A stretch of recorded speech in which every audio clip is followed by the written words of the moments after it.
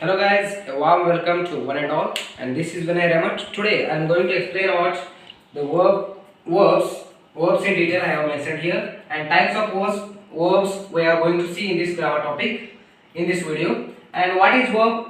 I will tell you the definition. The verb is nothing but which word performs the action. That's you call an verb, and verb, and verb is also in. I will tell you the simple definition about the verb. Action words are called verb. Okay, thank you so much. Thanks. Types of verbs. Here I have written 6 types: primary auxiliary verbs, modal auxiliary verbs, transitive verbs, intransitive verbs, finite verbs, non-finite verbs, like that.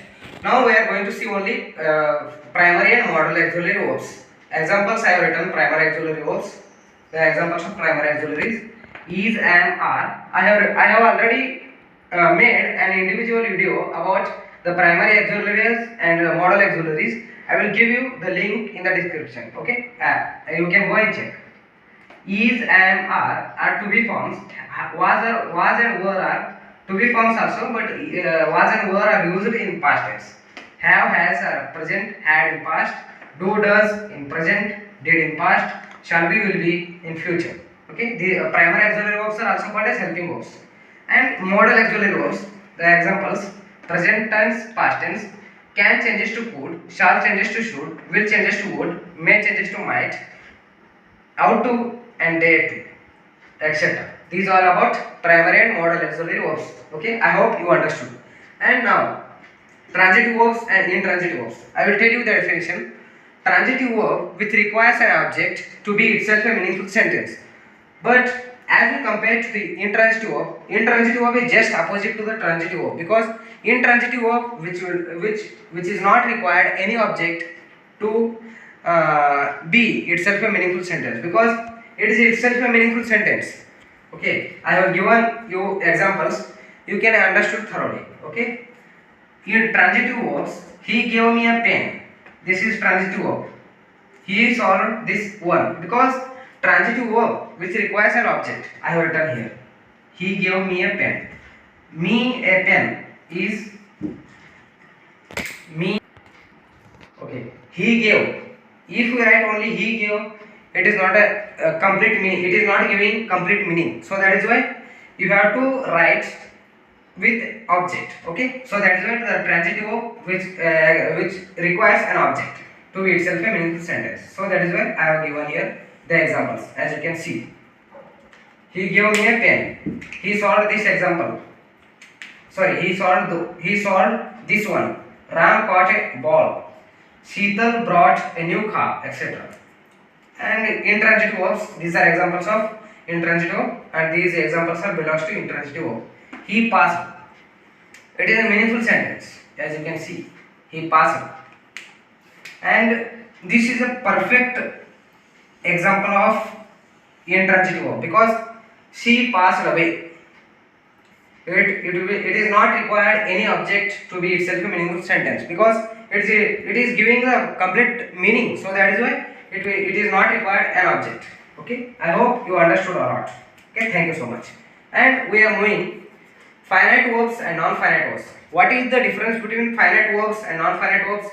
Finite verb will change according to the gender, according to the number, according to the person, according to the tense. That's called finite verb. What is non-finite verb? Non-finite verb will not change according to the number, according to the tense, according to the person. It maintains the consistency. Okay, because here are the examples I have given here.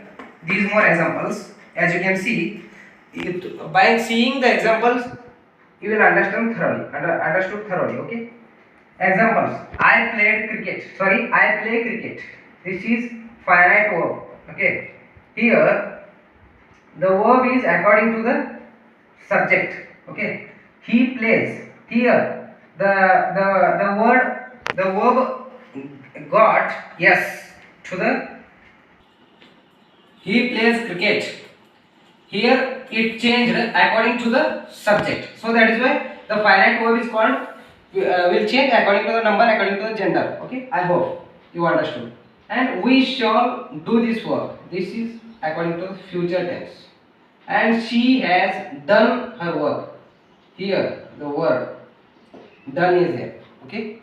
The root word is do of this word. Okay. Hope you understood. And these are the examples of non-finite verb. Here the non-finite verb has gerund form and infinitive form. Gerund form is nothing but I have given the formula as you can see V1 plus ing.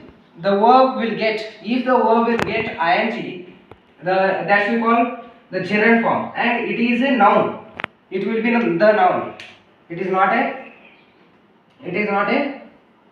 verb. Okay, it will be not a verb. It will be the noun, and it will be the gerund noun.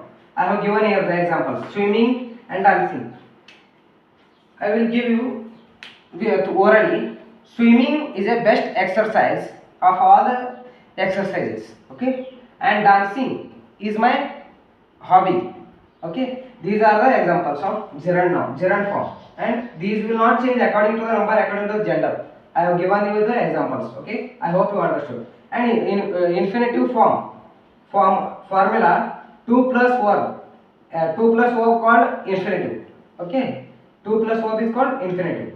Here examples: to talk. I would like to talk. I would like to talk about the grammar topic. I have already told you about. I am continuously using that sentence. Okay. Here, as you can see, 2 plus verb is called infinitive, and these will not change according to the number, according to the gender. I hope you understood. Thank you so much.